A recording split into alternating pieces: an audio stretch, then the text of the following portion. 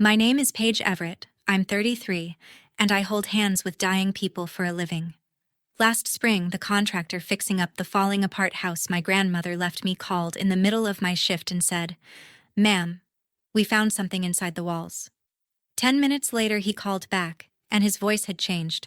"The police just got here. You need to come now." My parents had already taken every penny my grandmother had, every account, every dollar, and handed me the broken house like a consolation prize. What was in that wall didn't just change what I owned, it changed what I knew about every single person at my grandmother's funeral, and my parents' faces when they found out what the wall had been keeping. I'll get to that, I promise. Where family secrets come to light, and quiet people stop being quiet.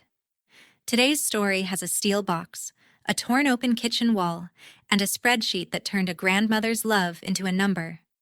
If you've ever been the one who shows up while someone else keeps the books, drop a comment and subscribe. Let me take you back to the beginning, which for me is the last 6 months of my grandmother's life.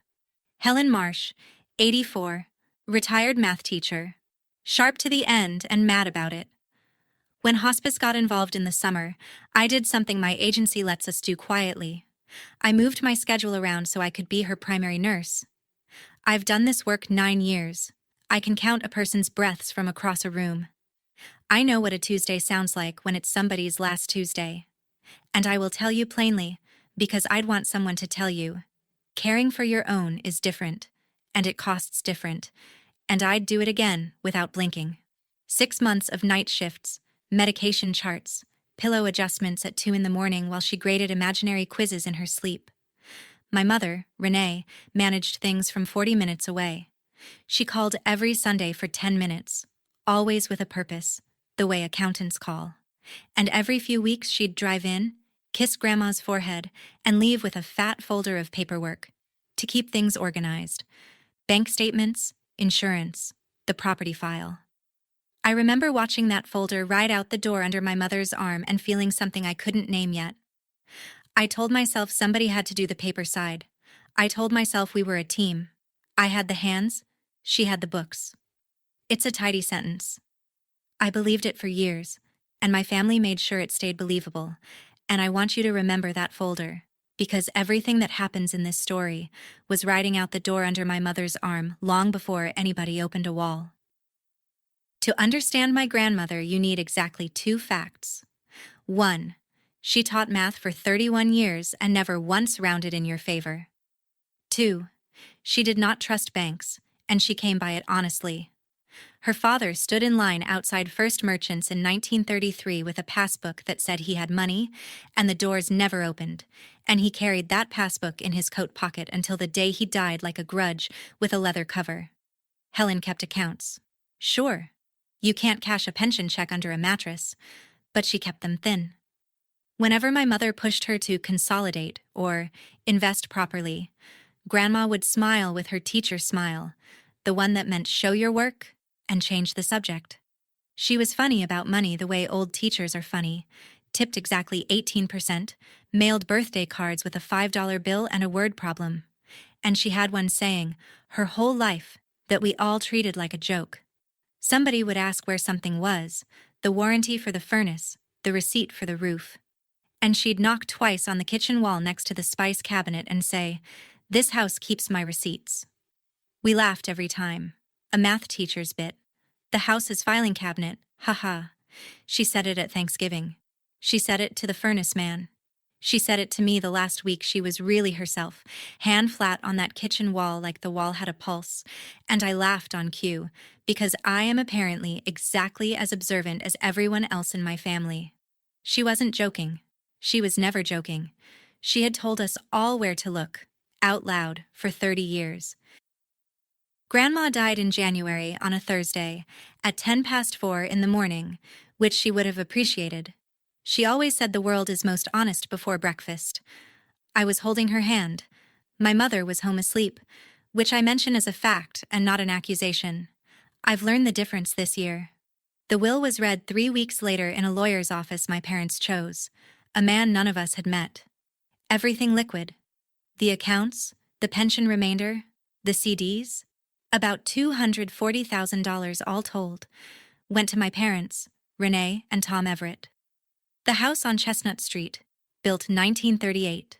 Roof going, wiring original. Kitchen last touched when Kennedy was president. Went to me. As is, the lawyer said, twice, like a used car man. My mother reached over and squeezed my knee. You were always wrapped around each other, she said, warm as a heating pad. You should have the house, the memories.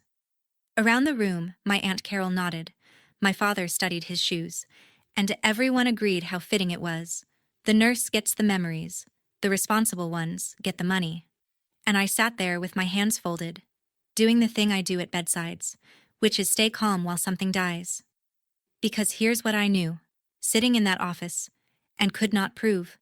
14 months earlier, my grandmother had taken my hand across her kitchen table and said, "The house and everything in it is for you, Paige. Everything in it.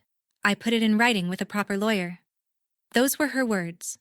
The will that got read that day was not what she described, and it was dated 5 months before she died, and nobody in that room but me seemed to find any of it strange. I want the record to show I did not roll over.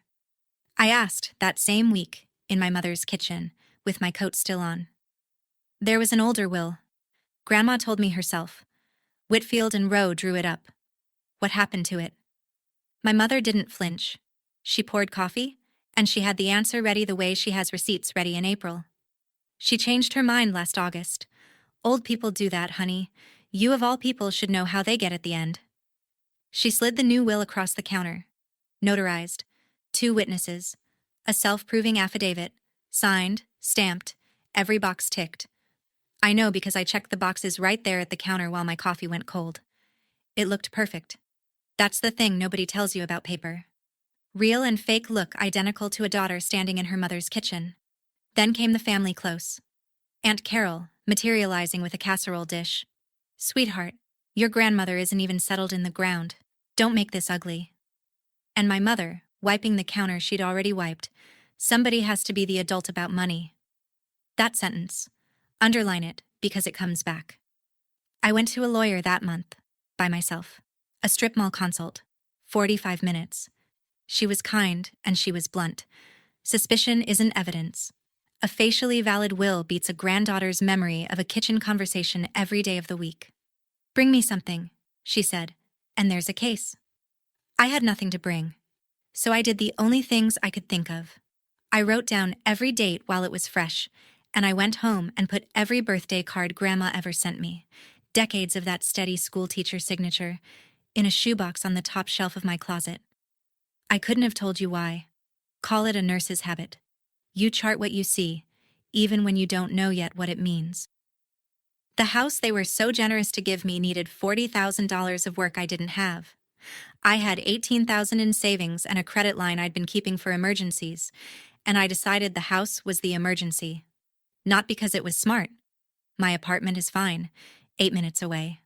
But because every contractor who walked through wanted to gut her kitchen down to the studs and haul it away in a dumpster, and I couldn't breathe when they said it. Then, Gil Andrusek came out. 66. Hands like a bag of hammers. A carpenter now, but a county deputy for 20 years before that.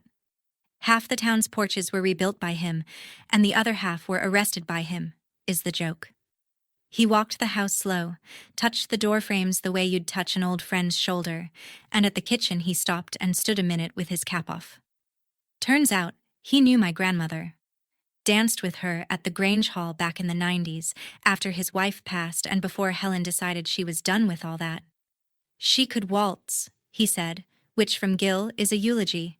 He was the only bid that saved the kitchen. Roof first, wiring second, then we open up the water-damaged walls and see what we see. I hired him on the spot. He was loading his tape measure into the truck when he said the thing I'd file away and take out later, over and over. "Funny," he said. "Helen had me reinforce a cavity behind that spice cabinet. Must have been 96. Bracing, plywood, the works. Never did ask her what it was for." He drove off. I stood in the yard with the porch light on and that little hook sitting in my chest. For a week, the renovation was the best thing in my life. I'd come off night shift, drive over with 2 coffees, and watch the house get honest. Tarps coming off the roof, old wiring coming out in brittle gray ropes. Gil worked with the radio on and didn't fill silence, which, if you do my job, is the whole friendship. Around town, the family version of events had settled in like weather. Aunt Carol told the church ladies how lucky I was that my mother had handled everything, all that paperwork, and the church ladies told me approvingly, at the pharmacy, in the produce aisle, like I'd won something. I smiled. You'd be amazed what I can smile through. It's a clinical skill. Thursday, I was on shift, mid-afternoon, charting meds at the kitchen table of a patient out on Route 9 when my phone buzzed. Gil. He doesn't call. He texts, short and blunt, no punctuation. I stepped onto the porch and answered. His voice was careful, the way men his age get careful when a thing has stopped being a joke. Ma'am. He'd never once called me ma'am. We found something inside the walls, behind the spice cabinet. You're going to want to see this. I asked what it was. He was quiet a second. Not on the phone, he said, and hung up. And I stood there on a stranger's porch with my heart doing a rhythm I chart on other people. I made it to my car. I had the key in the ignition when the phone rang again. Same name on the screen, 10 minutes flat between calls. The police just got here, Gil said. You need to come now. There was a patrol car in my grandmother's driveway, and the kitchen wall was open, like a surgery. Lath and plaster peeled back, 1938 studs bare to the room, and behind where the spice cabinet had hung for my entire life, a cavity, braced, plywood lined, built to hold weight.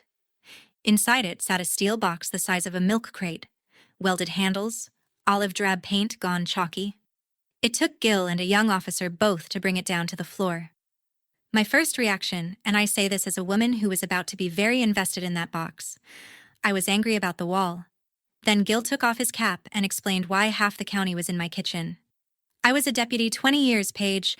A box like this turns up in a house that just went through an estate. You don't pop it open with a crowbar and hope everybody stays honest. You call it in. Photographs, inventory, chain of custody, everything documented with a badge standing there. He looked almost apologetic. It's not that I don't trust you. It's that someday, somebody in a courtroom is going to ask who touched this box and when, and I wanted the answer to be boring. I have thought about that sentence for months. He was protecting me before I knew I'd need protecting. Quick pause, because this matters. If you've ever been the one who shows up, the hands, not the books, while somebody else in the family kept all the paperwork, I need you to tell me about it in the comments. I thought it was just my family. This year taught me it's practically a national tradition. They opened the box on the kitchen floor, on a moving blanket, with the officer narrating for his body camera like a surgeon dictating. Gold eagles in coin tubes, stacked like rolls of quarters from a dream. Older coins in oiled paper, wrapped the way you'd wrap Christmas ornaments. A brick of U.S. savings bonds with rubber bands gone crumbly. Layer after layer, 30 years of a math teacher quietly converting her distrust of banks into things that don't need a bank's permission to exist. The county sent an appraiser 2 days later, court-appointed, a man who breathed through his mouth and knew everything about Morgan dollars. His preliminary number, the one that made the officer look at me, and then very deliberately not look at me. $1.9 million. Say it slow. My grandmother, who tipped exactly 18%, who mailed $5 bills and birthday cards, had $1.9 million sleeping behind her spice cabinet, 11 inches from where she stood every morning telling the wall it kept her receipts. But the thing that stopped my breath wasn't the gold.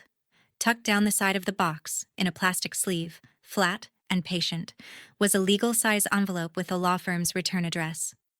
Whitfield and Rowe. The firm Grandma told me about at her kitchen table. The officer photographed it front and back before anyone touched it. Through the plastic you could read the cover line, typed, dated 14 months before she died. Last will and testament of Helen R. Marsh. Gil looked at the envelope, then at me, and put his cap back on like a man getting ready for weather. Well, he said, now it's interesting. I found Sylvia Kang through the county bar referral line, and I knew she was right the moment she cleaned her glasses instead of saying congratulations. Let me ruin your week efficiently, she said. Finders keepers is for playgrounds. Everything in that box belonged to your grandmother, which means it belongs to her estate. Not to the house. Not to the finder. The estate. I said the house was mine, and things found in it. She was already shaking her head. Courts have sorted this 100 times. Money hidden in a wall isn't abandoned. It's mislaid. Put somewhere on purpose by an owner who intended to come back. It stays with the owner's estate, and her estate is governed by whichever will is standing. She let that land. The will that was standing was my mother's August version. Everything liquid to my parents. The box was about as liquid as it gets. So if I do nothing, I said slowly, because I wanted to hear it out loud, the wall money follows the accounts, straight to the people who already took the accounts. Correct. Your grandmother's 1.9 million would go out the same door as everything else. Then she picked up the envelope copy the court had released, the Whitfield and Rowe will, and read it in silence for a long 2 minutes. The house and everything in it. To page. The remainder to fund a mathematics scholarship at the high school where Helen taught for 31 years. Kang set it down and looked at me over the glasses. This is a good will. Properly drawn, properly witnessed. Firm has the file copy. There's exactly one way it matters, and that's if you contest the August will in open court. So the question, Ms. Everett, is simple, and it is not. She folded her hands. Are you ready to call your mother a forger in front of a judge?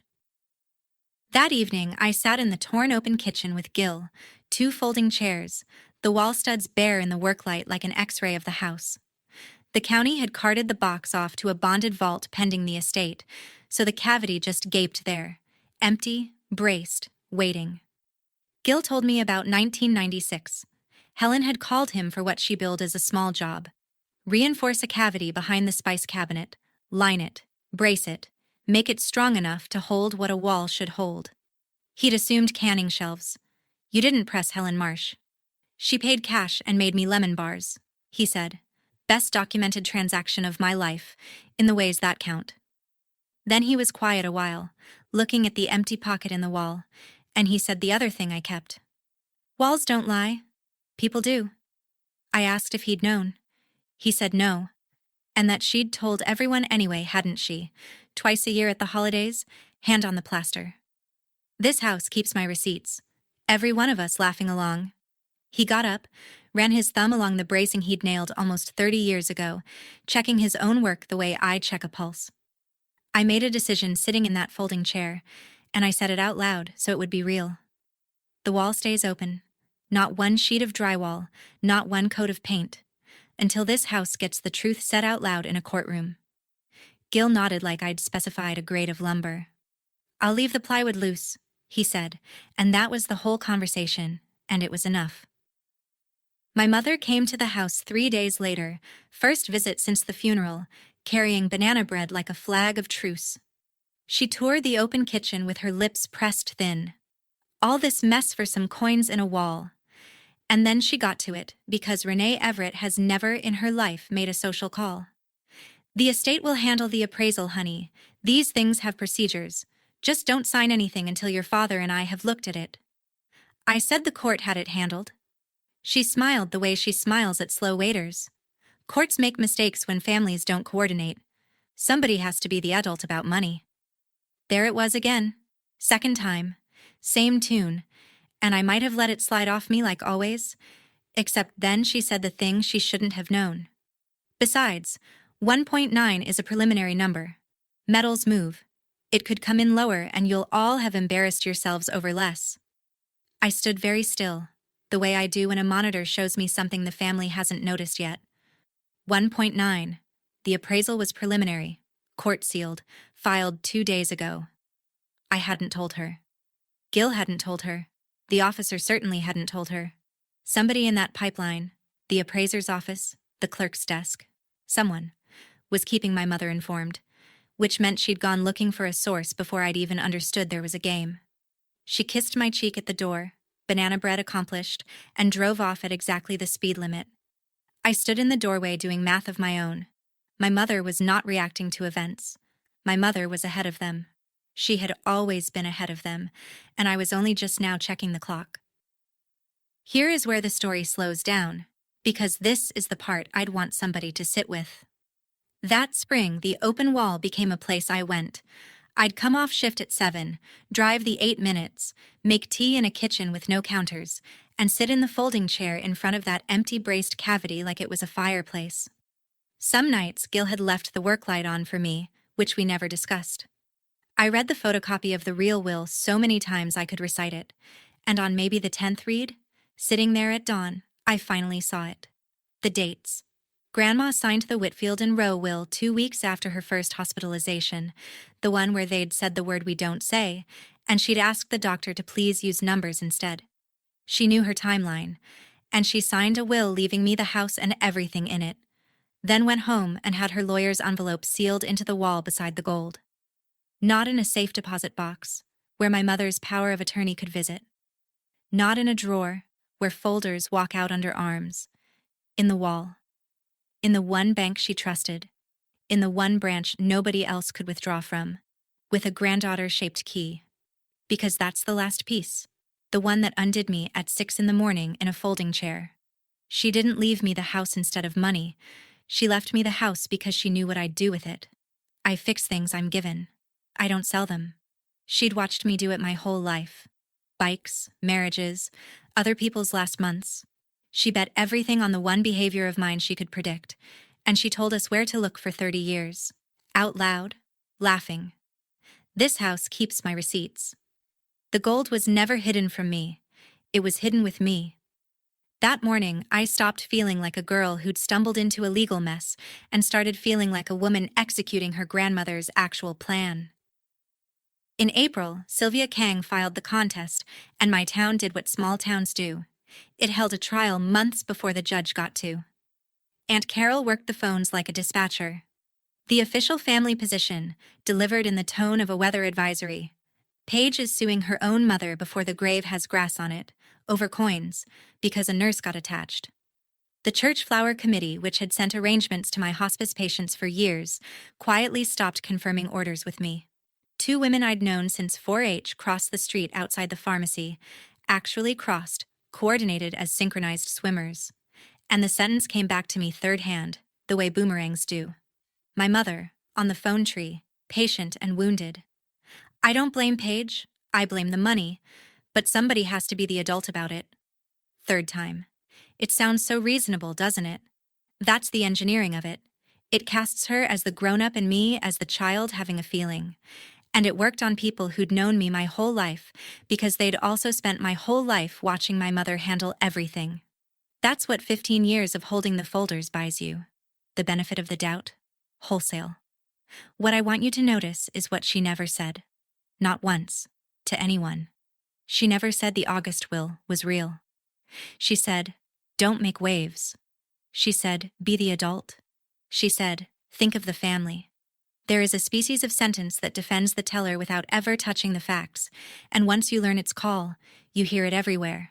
I heard it every day that spring. I kept my head down, worked my shifts, and drank my tea in front of the open wall, which never once asked me to be reasonable. I found the spreadsheet in May, and I need to be fair while I tell you about it, because it's the closest I ever came to understanding my mother. Grandma's house still held one of Renee's file boxes, left behind from the folder era, wedged in the hall closet under spare blankets. Inside, between insurance summaries, was a printed workbook, cells gridded tight, my mother's handwriting in the margins. The header said, Reimbursement 2009 to 2024. It was 15 years of my mother's life, converted. Every DMV run for Grandma logged with mileage, every tax season for the whole family, billed at an hourly rate she'd assigned herself, adjusted annually for inflation, which is the most Renee detail in this entire story. Grandpa's stroke year. The year she quit her firm at 49, mid-partner track, to run his care and everyone's paperwork. That year alone ran 40 pages. At the bottom, circled in red pen, a total, $612,000. My mother did not believe she was stealing. I sat on the floor of the hall closet and understood that with my whole body. In her ledger, she'd been running an unpaid invoice for 15 years, and Grandma's estate wasn't theft. It was collections. She gave up the partner track. Her pension is thin. Dad's back surgeries ate their savings. All of it true. All of it in the cells. All of it real. For about 4 minutes, I cried for her in a closet. Then I turned to the last page. Below the red circle, in fresher ink, dated the day after that box came out of my grandmother's wall. A new line item. Neat as a hospital chart. Wall find. TBD. One day. That's all it took her to hear about a box in a wall and open the workbook. I stopped crying. I photographed every page, twice, and put the box back exactly where I found it. Discovery, in a lawsuit, is where paper stops being polite. Sylvia Kang subpoenaed the file copy from Whitfield and Rowe, and the drafting attorney turned out to be very much alive, very much annoyed, and blessed with total recall. He remembered my grandmother the way you remember good weather. She brought peppermints, he told Kang on the record. Insisted on reading every clause aloud, corrected my comma usage. His firm's copy matched the wall copy line for line, executed 14 months before her death. 2 disinterested witnesses from his own office, everything gift-wrapped. And then he said the thing that reorganized my month. A will that clean doesn't just lose to a later one automatically. But a later valid will does revoke an earlier one. That's the whole ballgame. If the August will was real, Grandma had changed her mind. And I'd get my memories after all. Everything. The gold, the scholarship, the house money, my grandmother's actual last word, came down to one question with a date on it. August 14th. The day the new will was allegedly signed at my parents' kitchen table, before 2 witnesses, my grandmother allegedly present, upright, and of sound mind.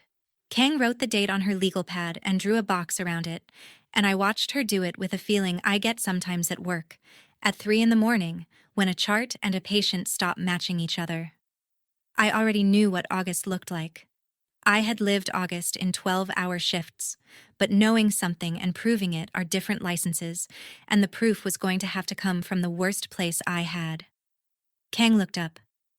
Where was Helen on August 14th page? I said I'd need a subpoena to answer that properly.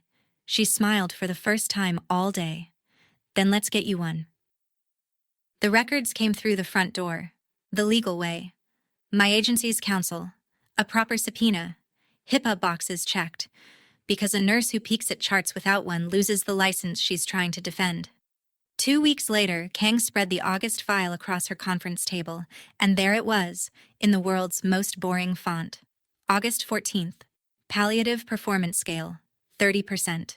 Fever spiking through the afternoon. Morphine adjusted twice by phone order. Intake, sips. And the shift note, 0200 in the flat prose we're trained to write. Patient minimally responsive most of shift. Repositioned for comfort. Family not present. The nurse of record, signed at the bottom of the page in handwriting I'd know anywhere, because it's mine. P. Everett, IRN. I was there. Of course I was there. I was always there. The night my grandmother was supposedly 40 minutes away at my parents' kitchen table, sitting upright before a notary and 2 witnesses, executing a 2-page will with a steady hand. She was in her bed on Chestnut Street, running a fever, and I was the one wiping her down and counting her breaths and charting it all in real time, hour by hour, with no idea I was writing the most important document of my life. Kang went very quiet, the good kind. This is the case, she said. The whole case.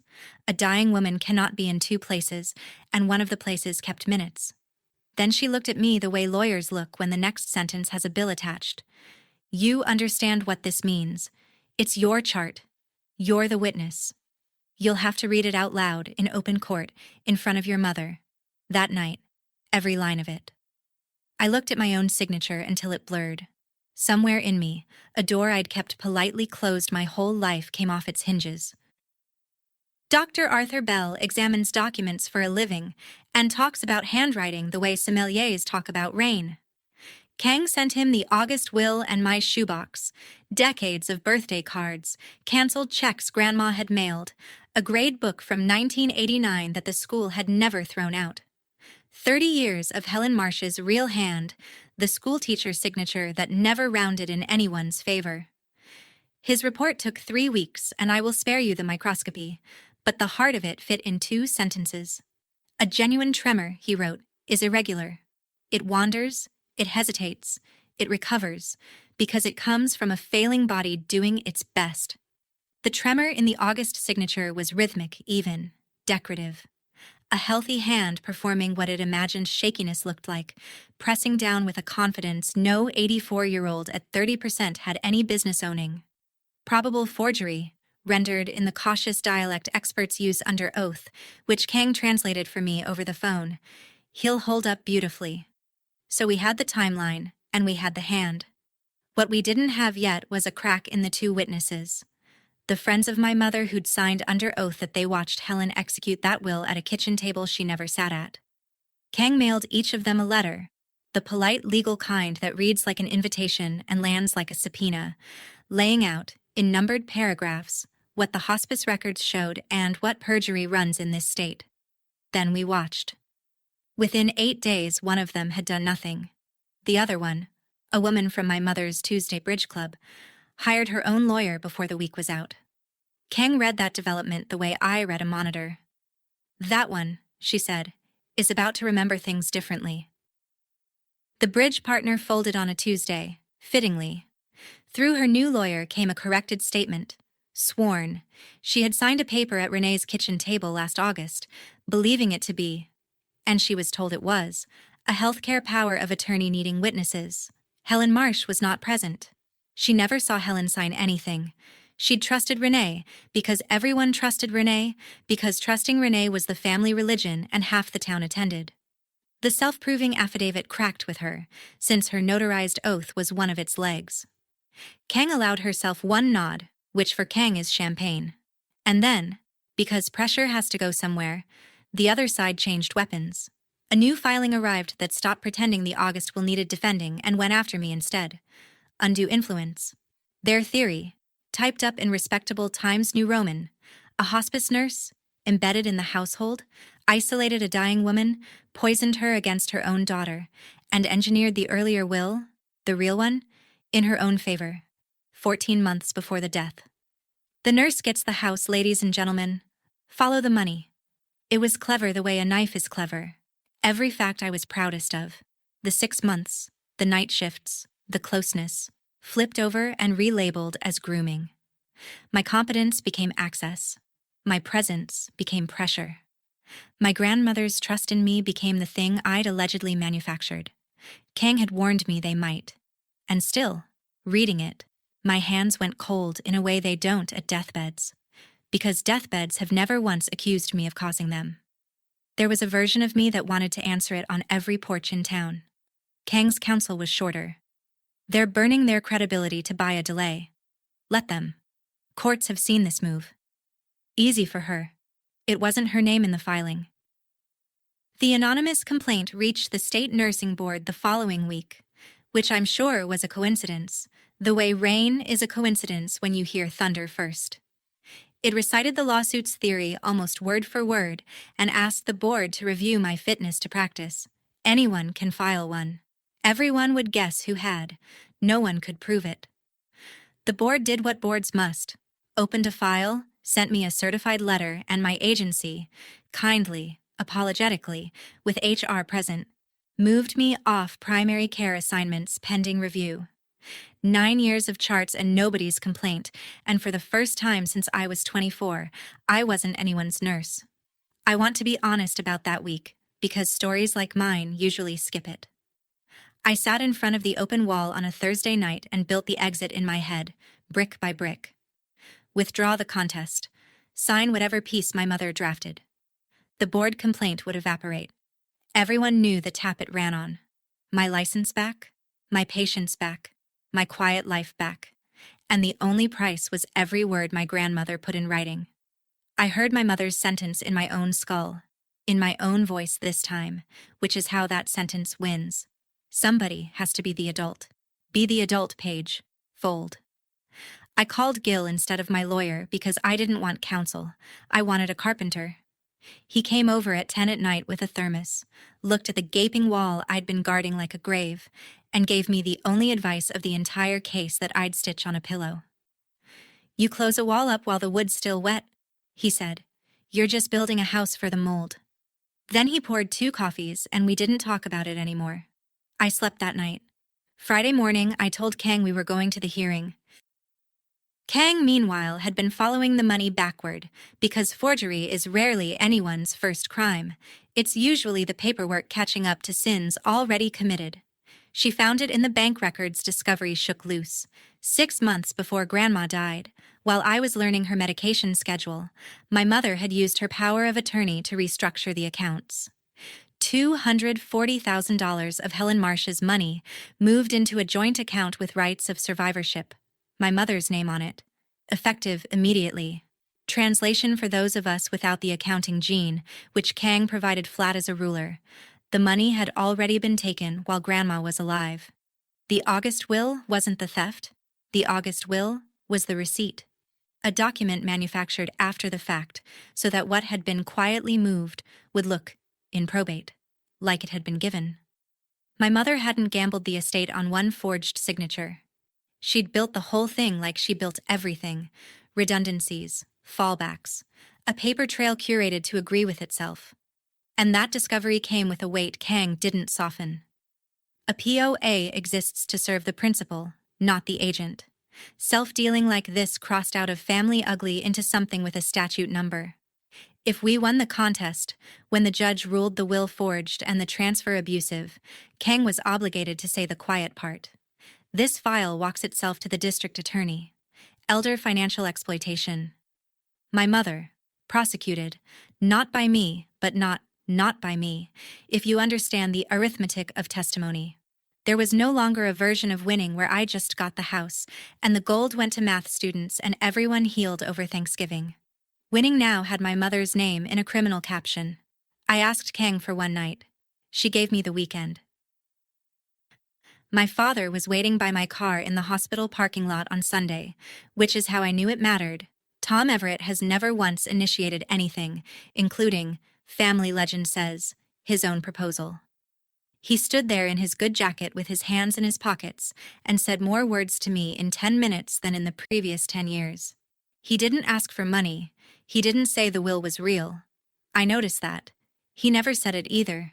He talked about my mother at 49, walking out of the firm with a banker's box the year Grandpa's stroke hit, mid-partner track, nobody asking her, everybody assuming her. About the retirement she doesn't have, the 2 back surgeries of his that ate what little they'd banked, the way she stays up doing everyone's taxes in February like a debt she can't stop paying down. I saw that spreadsheet years ago, he said, looking at the parking lot instead of me. I knew what it was turning into. I didn't say anything, because things around your mother run smoother if you don't. He finally looked up. I'm not telling you you're wrong, Paige. Everything you've got, I figure it's true. I'm asking if there's a way down the ladder for her.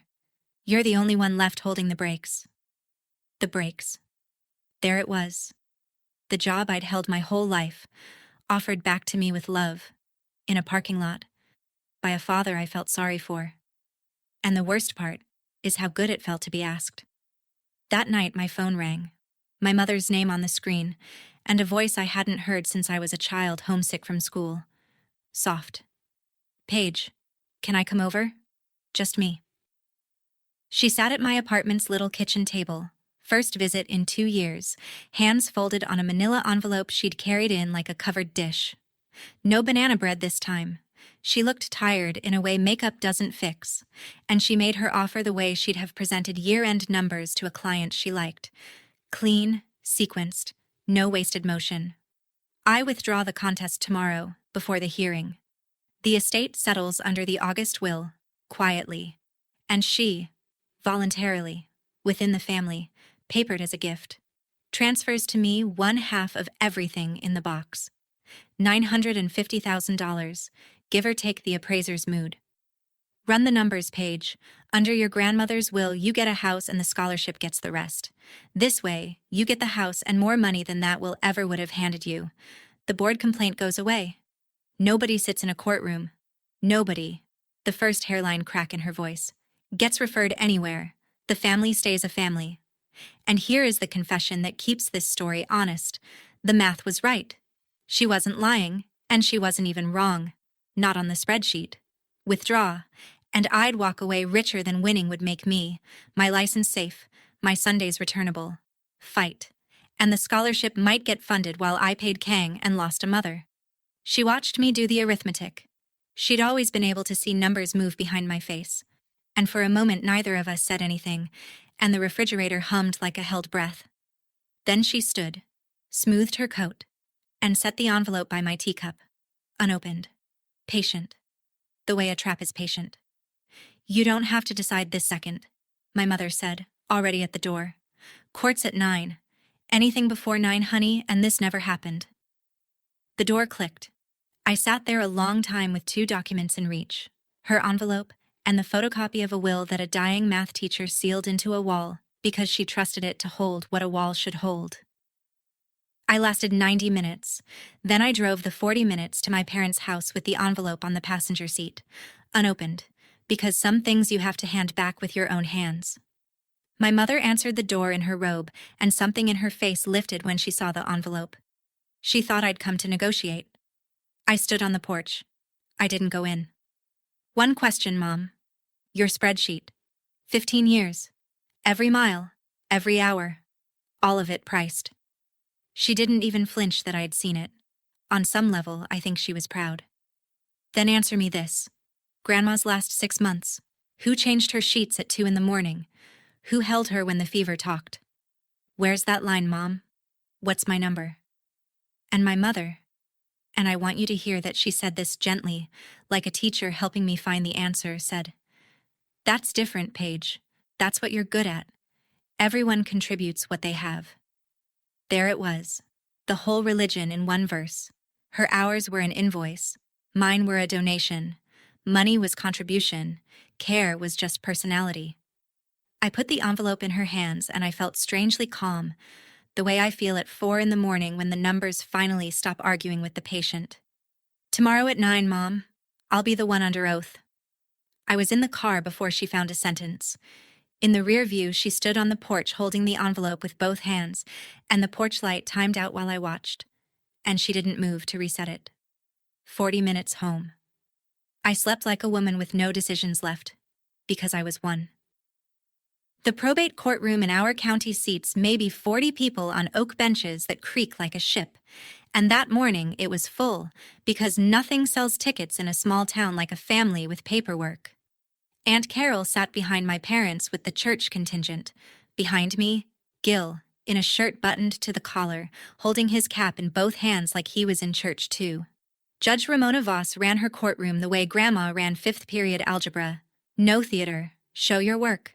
Kang built it brick by brick. The Whitfield and Rowe attorney, peppermints and total recall, walking the court through a will executed by a sharp, careful woman 14 months before her death.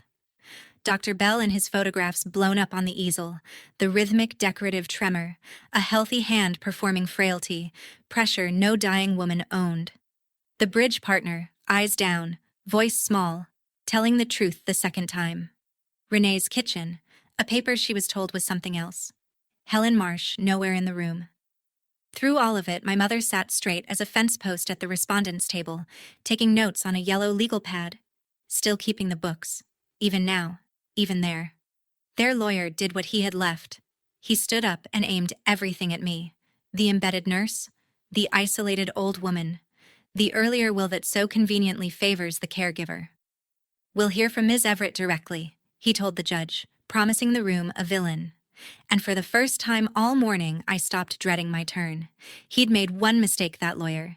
He'd guessed I would testify like a defendant, cornered, apologetic, small. But I wasn't there to defend myself. I was there to read a chart. Reading charts out loud is the one thing I have done every night for 9 years. Kang called me after lunch. I took the stand with the certified copy of the August 14th records, and when she asked me to walk the court through that night, I did it in my charting voice. The flat, even, 3 a.m. voice, because that voice doesn't shake. 2240. Temperature 101.6. Oral. 2315. Physician phone order. Morphine adjusted. 0100. Repositioned for comfort. Skin care. Patient minimally responsive. 0200. Minimally responsive most of shift. Family not present. Signature, P. Everett, RN. I looked up from the page, at Judge Voss, and gave the court the part that lives outside the chart. Your Honor, that was my grandmother. I changed her sheets twice that night because the fever soaked them. Around 3 she was frightened and couldn't say why, so I read her times tables out loud until she settled. Numbers always calmed her. She taught math 31 years. She could not sit up unassisted. She could not hold a spoon. I know this the way you know your own handwriting because both are on that page. Then, into a courtroom quiet enough to hear the radiator. My grandmother did not sign anything on August 14th. On August 14th, my grandmother could not sign her own name, and I am the living record of why. Nobody moved. The court reporter's hands rested. Somewhere behind me, Gil cleared his throat the way men do instead of crying. And I understood, sitting in that oak chair with my own chart in my hands, that I'd spent my whole life keeping my family's secrets in the same neat handwriting I keep everything else, and that this, finally, out loud, in public, under oath, was what it sounded like when I stopped. Their lawyer should never have cross-examined me, and I think he knew it by his second question, but the person he really lost control of was his client. He was working his theory. Isn't it true you resented your mother's role? Isn't it convenient the earlier will favors you? When my mother stood up at the respondent's table. Not a scene, exactly. An overflow. 15 years came out of Renee Everett in front of 40 people on oak benches, in the voice of a woman reading a final invoice. Who do you think did everything? The taxes. Everyone's taxes. The insurance. Her house. Her pension. His surgeries. A hand toward my father without looking at him. 15 years, and not one person in this family ever asked what it cost me. She holds a dying woman's hand for 6 months, and she's a saint. I carry this entire family for 15 years, and I sit in this room accused of forgery.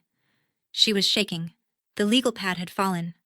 Somebody had to be the adult about the money. Somebody always has to be, and it is always me. The judge let her finish, which I've since decided was mercy and strategy at once, because nothing Kang could have engineered indicted the August will like my mother explaining, unprompted, in open court, why she was owed. Their lawyer sat her down with a hand on her arm. Too late. Kang rose for one final witness, Gil, 20 years a deputy, who described a cavity he'd braced behind a spice cabinet in 1996 at the request of Helen Marsh, built strong enough to hold what a wall should hold, and who then looked at the bench and retired his badge one last time. Walls don't lie, Your Honor. People do. Judge Voss called a recess. 20 minutes. I have sat with dying strangers through longer nights that felt shorter. Judge Voss came back and read her ruling from the bench in Grandma's own dialect. No theater. Show your work. The August instrument was denied probate. Forgery. Established by clear and convincing evidence. The timeline in the hospice record. The examiner's findings. The recanted witness. The Whitfield and Rowe will of the previous June was admitted as the true last will of Helen R. Marsh. The joint account transfer executed under power of attorney was voided as self-dealing. $240,000 to be restored to the estate. And then the sentence that made the room inhale. The court was referring the record to the district attorney's office for review. Gavel. That simply, it was over. And not over at all. I want to be precise about what the climax of my story actually was, because it wasn't the gavel. It was the hallway. Marble floor, tall windows. My mother standing with her coat over her arm and the yellow legal pad still in her hand, because she will die holding a ledger. She stopped in front of me. Everyone else flowed around us like water around 2 stones. I gave you a way out, she said, quiet, almost kind. $950,000 and your license and your family, and you chose this. And I looked at my mother, at the woman who taught me to balance a checkbook at 9 years old, who quit her own life at 49, and never forgave any of us for letting her. And I gave her the only line I'd rehearsed. Being the adult was never about the money, Mom. Then I said the rest out loud, so I could never pretend I hadn't chosen it with my eyes open. I know what this costs. I know where that referral goes. I know Thanksgiving is over. I'd sign it all again before 9. She looked at me for a long moment, and for one breath I saw something underneath the accounting. Grief, maybe, or its invoice. And then it closed, and she turned. And her footsteps went down that marble hall with the same unhurried arithmetic as everything else she has ever done. Nobody followed anybody. Gil drove me home, and we didn't talk. And when we passed Chestnut Street, he slowed down without asking and let the house look at me. Roof new, wiring safe, kitchen wall still open, still waiting, the way I'd promised it. Tomorrow, I said. He nodded like I'd specified a grade of lumber. The aftermath, compressed, because you've earned the short version. The district attorney reviewed the file through the fall and offered my mother a resolution. A plea to a reduced financial exploitation count, full restitution of the 240, 3 years probation, community service. No prison. Family cases in counties like mine almost never end in prison, and I've decided I'm glad. Most days. She does her service hours at the food bank, where I'm told she has completely reorganized their inventory system, and honestly, of course she has. The nursing board closed my file the week after the ruling. Anonymous complaints die fast when a judge has already read the record out loud. I went back to primary care. My first shift back, a daughter met me at the door of a house on Route 9 and said, "Thank God it's you," and I sat in my car afterward for a while about it. The estate settled by spring, exactly as a math teacher drew it up. The house and everything in it, mine. The remainder, the gold, the coins, the restored accounts. 1.9 million and change after the appraiser's mood, into the Helen Marsh Mathematics Fund at the high school. The first scholarship went to a girl who wants to teach, which would have made Grandma knock twice on the nearest wall. Gil got paid in full, plus lemon bars I baked from Grandma's card, which he ate standing up in the kitchen like a verdict. What's left of my family, plainly. My father calls on the first Sunday of every month and talks about weather and the Steelers, and it's stiff, and it's something. And at 61 he is learning to dial a phone number his wife didn't hand him. He's still with her. I understand it. Loyalty was never his shortage, only direction.